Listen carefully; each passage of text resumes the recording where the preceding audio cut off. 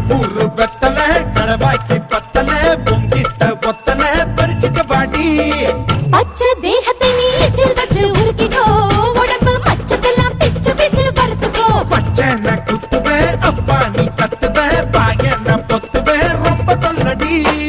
உடம்பு ரேகையெல்லாம் உதடுகளால் என்னடா உப்பு போட்டு என்ன ஊறுகாயா தின்னுடா புயலுக்கும் பூவைக்கும் ஆளு என்னோட அவதாரம் ஏழு